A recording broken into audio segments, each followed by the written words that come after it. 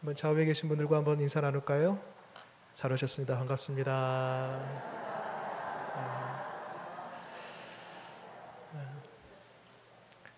예수님을 알지 못하고 또 하나님을 알지 못한 세상 사람들은 가끔 그런 얘기를 해요.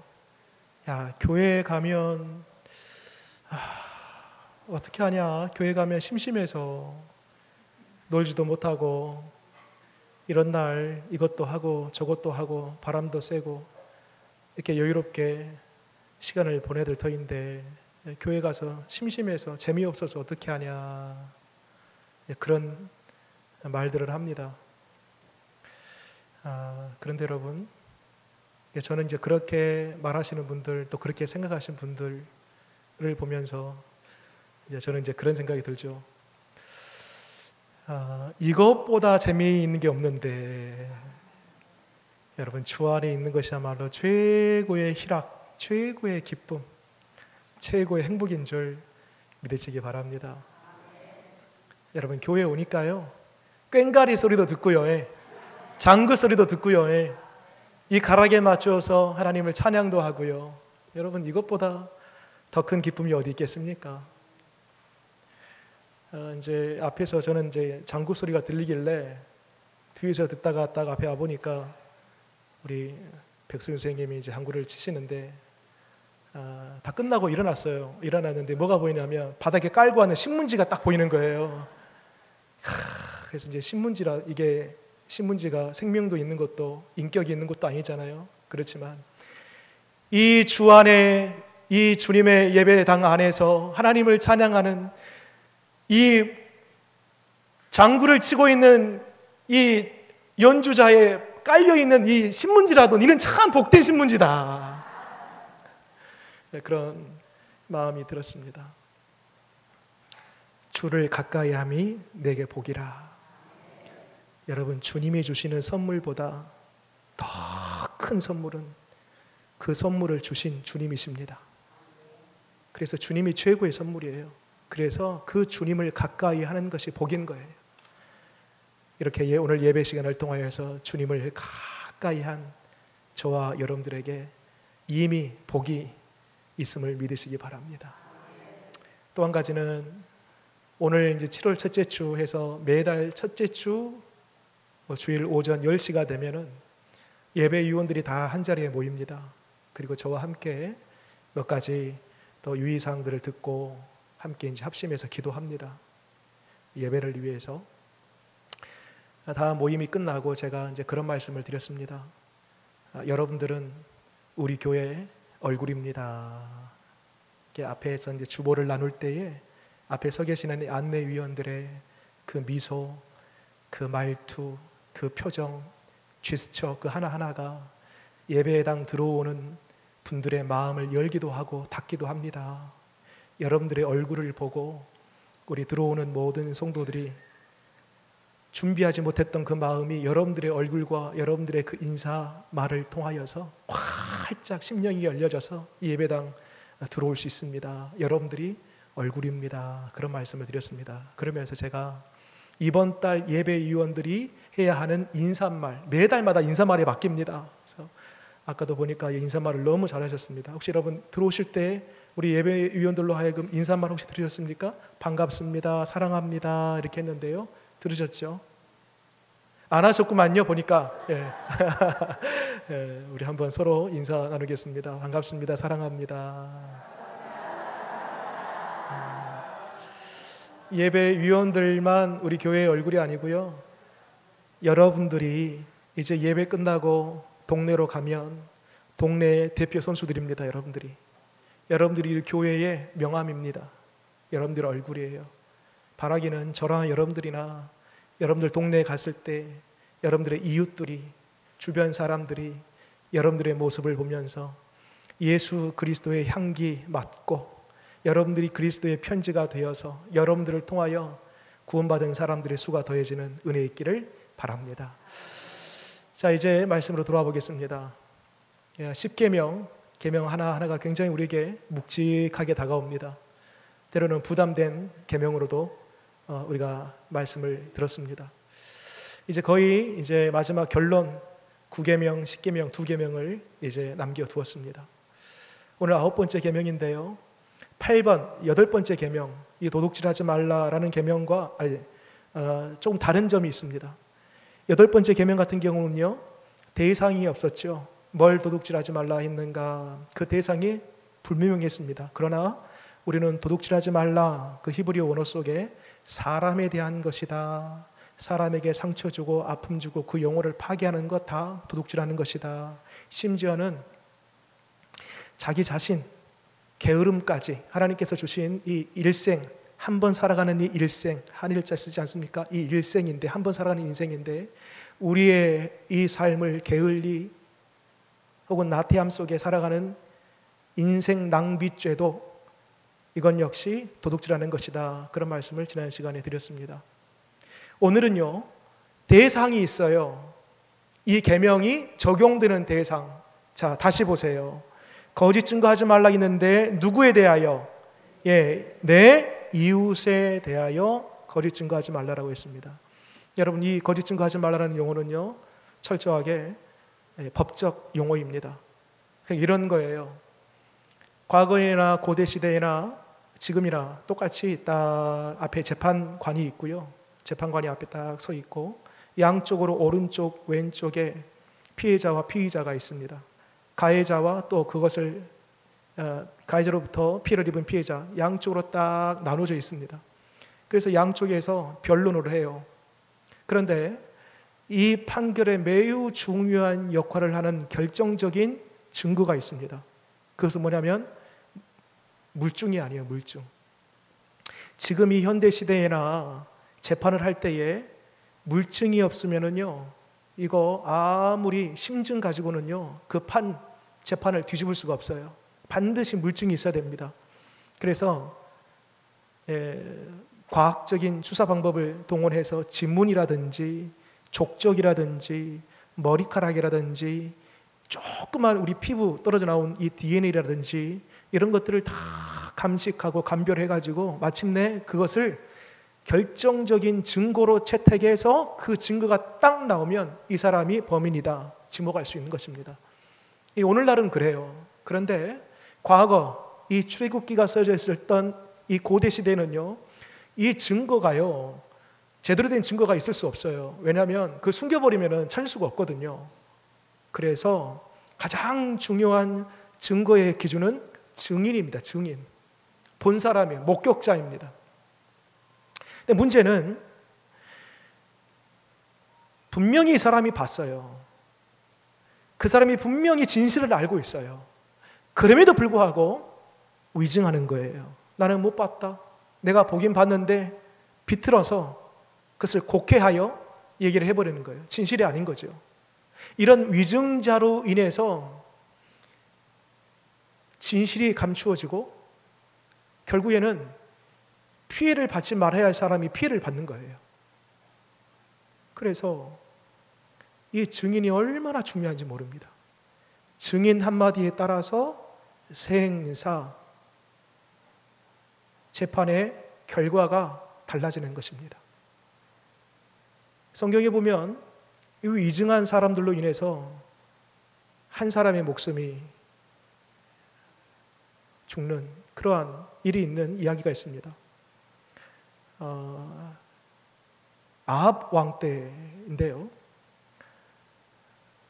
아합 왕이 어느 날 왕궁을 딱 거닐고 있는데 그 앞에 좋은 포도원이 있습니다.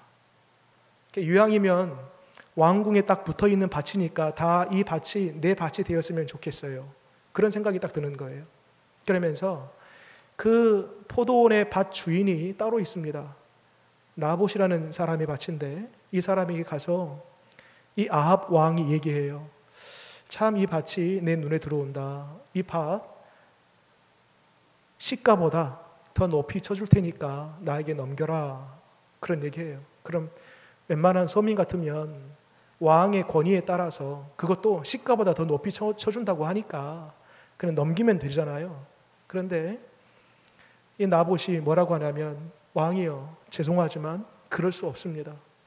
이 땅은 사실 제 소유기도 하지만 우리 감은 조상으로부터 대대로 물려받은 땅입니다.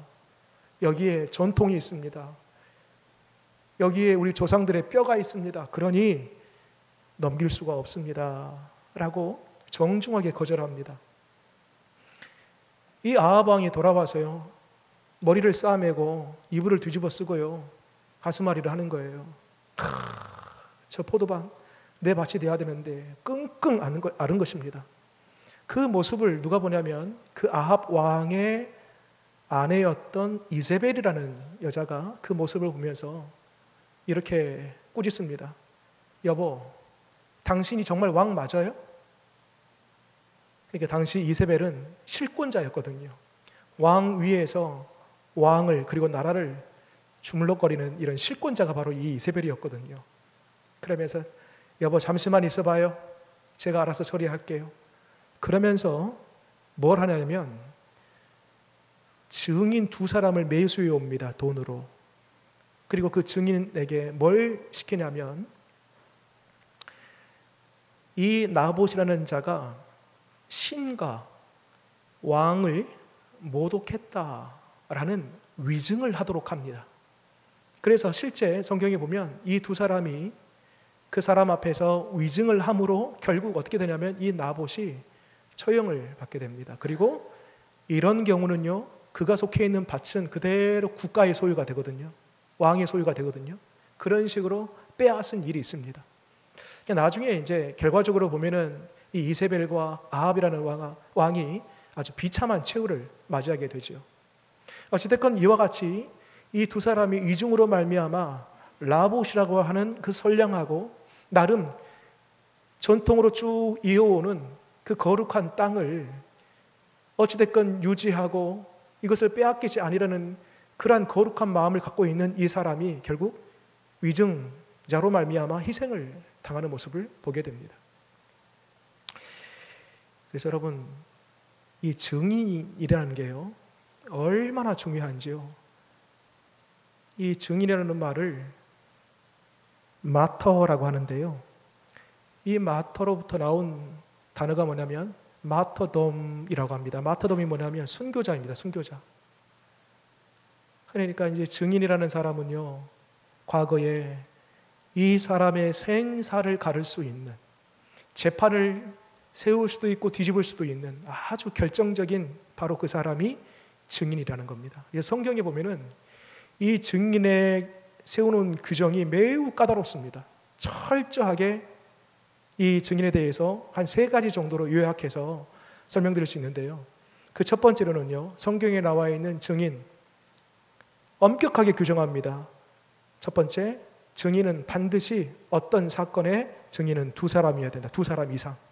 한 사람이면 안 돼요.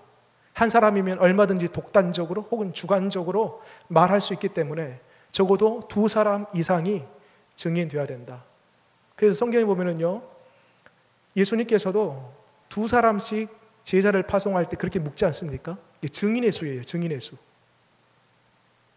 옆에서 좀 도와줘 이런 차원이 아니고 2사람이야 비로소 이 이야기가, 전해주는 이야기가 진실이라는 겁니다. 그래서 예수님께서 의도적으로 2사람씩 묵는 거예요. 그런 의미가 있고요. 또 하나, 엄격하게 이 증인에 대해서 규정을 하는데 뭐냐면은 만약 이 증인이 거짓말을 했어요. 위증했어요. 그러면 나중에 그것이 다 발각되었을 경우에 피고가 받는 그 벌을 고스란히 이 위증한 사람이 다 받게 되어 있습니다. 성경이 그렇게 말합니다. 마지막 3번째, 이 부분은 좀 이해가 되지 않을 건데요, 성경에는 묵비권, 내가 진실을 알고 있어요. 내가 봤어요. 내가 유일한 목격자예요. 그런데 말을 안 해요. 입을 딱 닫고 있어요. 그건 역시 거짓말의 범주 안에 들어갑니다. 성경은 그렇게 말씀합니다. 그러니까 이 3가지 이야기를 들으면서 여러분들 중에는 나는 뭐 재판장 갈 일도 없고 나는 뭐 재판 받을 일도 없고 나와는 좀 동떨어진 이야기가 아닌가라고 생각하실 수 있는 분들이 계실 수 있습니다. 그런데 여러분, 이 거짓말의 차원은 단지 재판장 앞에서만이 아니고요, 이 거짓말의 차원과 그 의미는요 쫙 확대되는데요, 어디까지 확대되냐면요, 우리의 일상까지 확대됩니다. 들어보십시오. 에베소서 4장 25절에 이런 말씀이 있습니다. 그런즉 거짓을 버리고 각각 그 이웃과 더불어 참된 것을 말하라. 이는 우리가 서로 지체가 됨이라. 단지 우리의 거짓말, 위증, 증인, 이것은 우리가 재판, 법정 앞에서만 하는 그런 게 아니고 우리의 일상생활 속에서도 얼마든지 우리도 거짓된 위증자의 삶을 살아갈 수 있다는 것입니다. 자, 그러면 한번 생각해 볼게요. 일상 속에서 내 이웃에 대하여 거짓 증거하지 말라라는 그 의미는 어떤 게 있을까? 법정에서가 아니라 우리의 일상생활 속에서 거짓말하는 크게 세 가지 범주가 있습니다. 설마 이것도 거짓말에 속해 있는가 할 정도로 이 세 가지 중에 한 가지, 그것은 뭐냐면요, 소위 우리가 말하는 이 백바이팅, 혹시 들어보셨습니까? 백바이팅 뭐냐면 뒷담화예요. 뒷담화. 앞에서 그 사람에 대해서는 얘기하지 않아요. 그 사람이 앞에 있으면 쉬쉬합니다. 그런데 뒤에 가서 누군가와 이야기할 때에 그 사람에 대해서 수군수군 하는 거예요. 이거 우리 하나님이 보셨을 때에 내 이웃에 대하여 거짓 증거하지 말라, 그 거짓말 범주 안에 속해 있는 것이라는 겁니다. 시편 101편 5절에 이런 말씀이 있어요.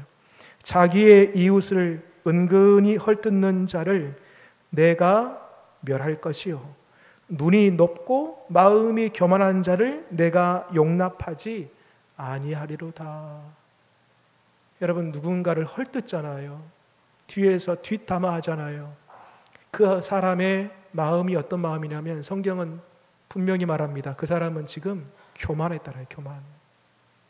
내가 그 사람보다 훨씬 뛰어난 사람, 우월한 사람, 높은 사람이라고 생각하니까 그 사람을 밑으로 보는 거예요. 그래서 그 상대방 누군가에게 그 사람에 대하여 비방하는 것입니다. 헐뜯는 것입니다.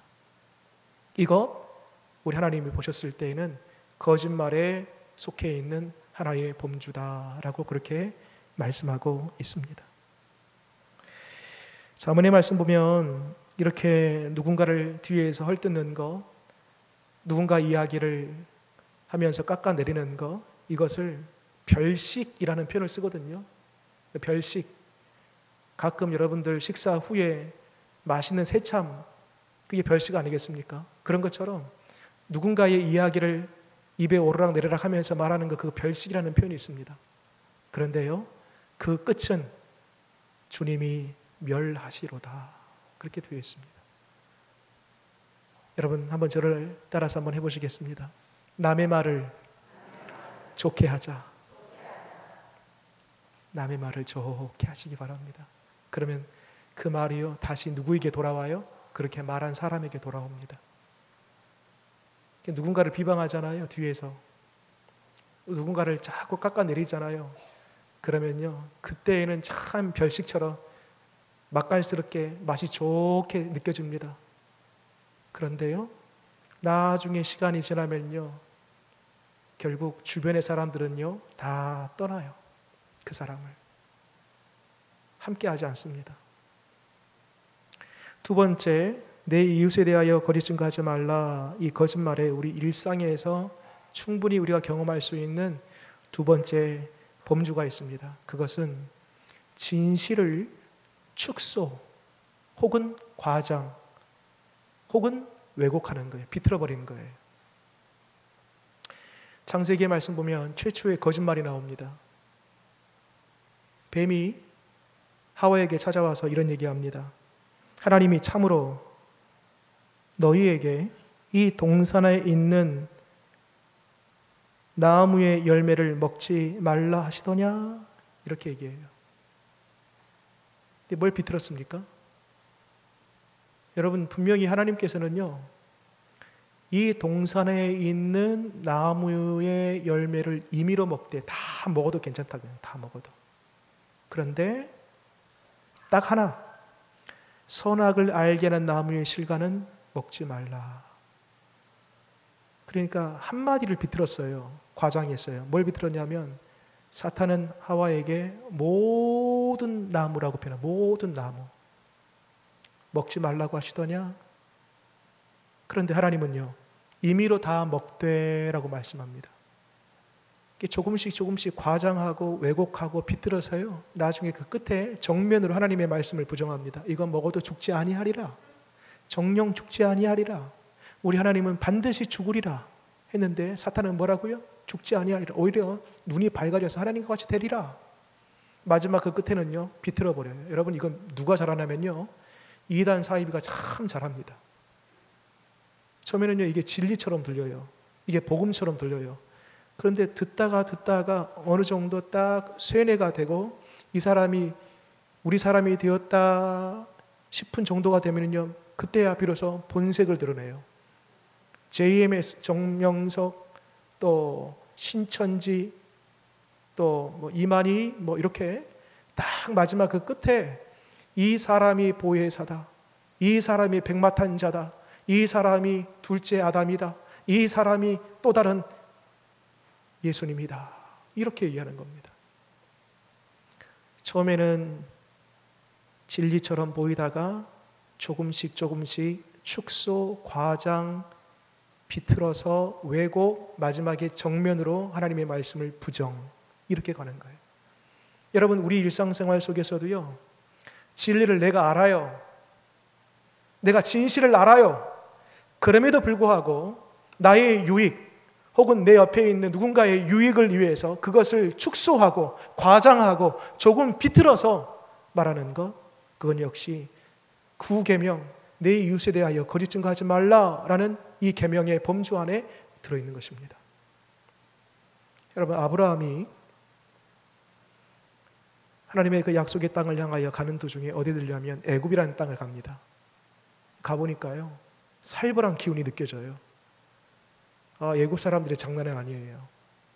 이미 철기 문화를 갖고 있습니다. 지금 아브라함은 자기 혼자와 사라, 아내 둘밖에 없지 않습니까? 신변의 위협을 느낍니다. 혹시 저 애굽 사람들이, 그 애굽의 군대가, 그 왕이 나를 해치고 내 아내를 빼앗으면 어떻게 하나 라는 생각에 두려워합니다. 그때에 누군가가 물어봐요. 네 옆에 있는 이 여자 누구냐라고 물어볼 때에 아브라함이 뭐라고 소개하죠? 여러분, 지금 사라는 자기 아내예요. 분명한 아내입니다. 그런데 뭐라고요? 내 누이라고 소개합니다. 여러분, 근데 누이가 맞아요? 누이가 맞긴 맞아요, 여러분. 여동생, 사촌 동생이잖아요. 여동생이잖아요.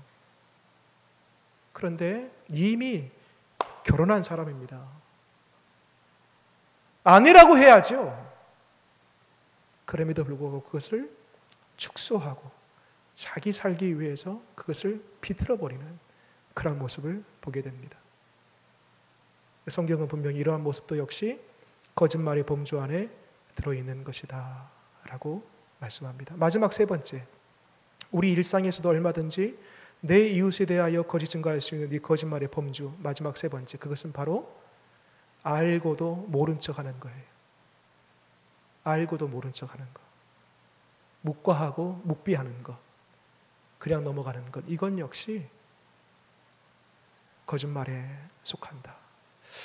이 부분을 저 개인적으로 한번 적용해 보면, 지금 저는 여러분들에게 설교를 하고 있잖아요. 말씀 증거하는 일을 하고 있는데 때때로 고민과 갈등이 있습니다.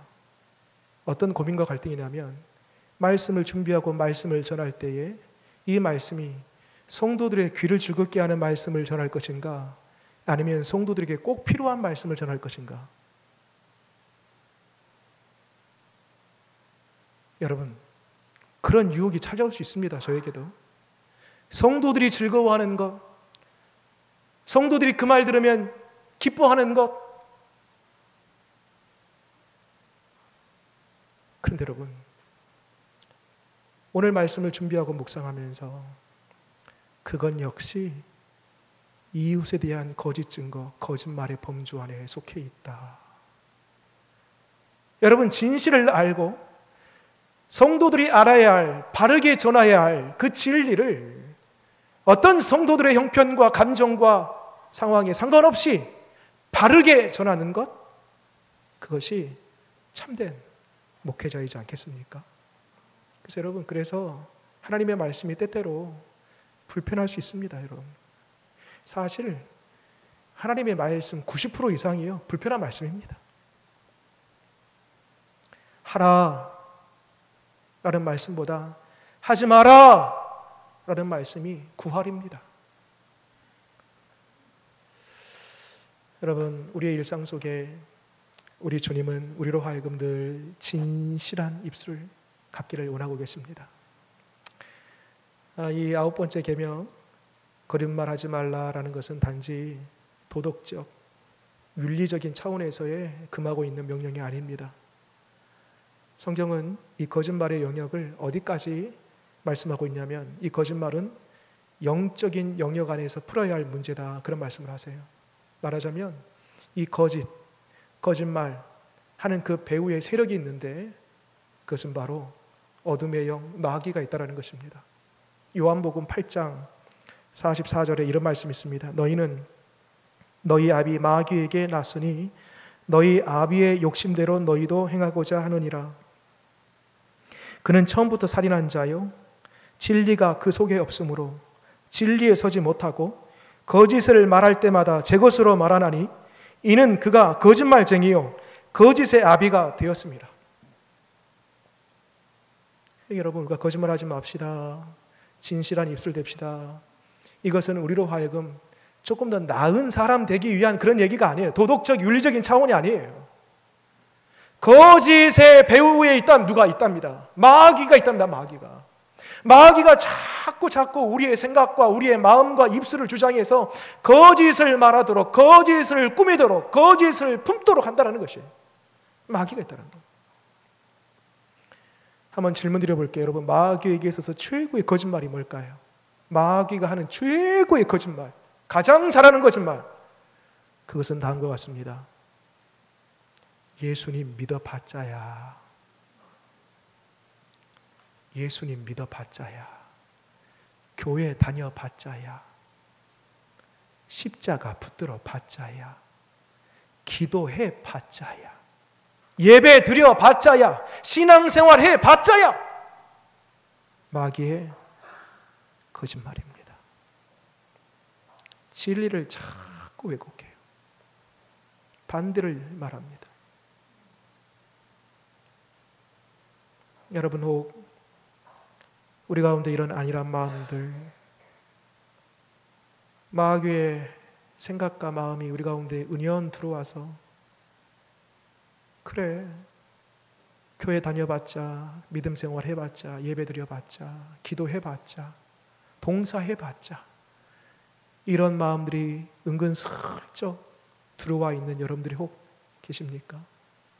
여러분, 예수님의 이름으로 그 생각과 마음 떨쳐내시고 물리치시기를 바랍니다. 여러분, 거짓으로부터 우리가 자유함을 얻고 거짓을 이길 수 있는 방법은요, 내 의지로 되는 게 아닙니다. 도 닦아서 되는 게 아니에요. 작심삼일 한다고 해서 되는 게 아닙니다. 나 의로운 사람 될 거야 라고 해서 뭔가를 쓰고 마인드 컨트롤해서 되는 게 아닙니다. 여러분, 말씀드린 대로 이 거짓은요, 뒤에 거짓의 영이 있습니다. 이 거짓으로부터 우리가 이기고 거짓으로부터 자유함을 얻기 위해서는 진리이신 예수 그리스도를 붙들어야 되는 것입니다. 길이요 진리요 생명이신 예수 그리스도, 그분과 날마다 교제하며 진리 안에 머물 때에 비로소 그 진리가 나를 충만하게 하고, 그 진리가 내 속에 있는 모든 거짓을 밀어내고 그 진리로 충만한 사람이 될 줄 믿으시기 바랍니다. 거짓은 영적인 싸움이다. 바라기는 날마다 성결의 영이신 성령과 함께 진리이신 예수 그리스도를 붙들면서 진실한 입술, 거룩한 삶 살아가는 저와 여러분 되시기를 바랍니다. 기도하겠습니다. 하나님, 오늘 9번째 계명이 재판장에 선 어떤 특정한 사람에게만 해당되는 이야기가 아니고 평범한 일상을 살아가는 우리에게 얼마든지 해당된 이야기임을 보게 됩니다. 하나님 혹 내가 봤고 내가 들었고 내가 진실을 알고 있음에도 불구하고 그것을 모른 척 하거나 그것을 왜곡, 축소, 과장하고 있는 우리의 모습이 있지 않는가 생각해 봅니다. 하나님 혹 앞에서는 얘기하지 못하지만 뒤에서 그 누군가를 깎아내리고 험담하고 비방하는 그러한 모습이 혹 있지는 않는가 우리 스스로 점검해 봅니다. 하나님, 이 모든 것 하나님께서 보실 때에는 9번째 계명을 어긴 것이다 라고 말씀하실 터인데 바라옵기는 우리의 입술에 파수꾼을 세워주시고 우리 입술에 진실함을 주셔서 정결한 입술, 거룩한 입술 되게 하여 주시옵소서. 하나님, 이 거짓은 그 배후에 거짓의 영이 있다고 했습니다. 거짓말을 또 거짓의 마음, 거짓된 생각들, 그 배후에 마귀가 있다라고 했습니다. 주님, 이 거짓을 이길 수 있는 방법 유일하게 길이요 진리요 생명이신 어둠을 물리치고 마귀를 이기신 예수 그리스도밖에 없은 줄 믿사오니 우리 주님으로 날마다 충만케 하시옵소서. 예수님 이름으로 기도드립니다. 아멘.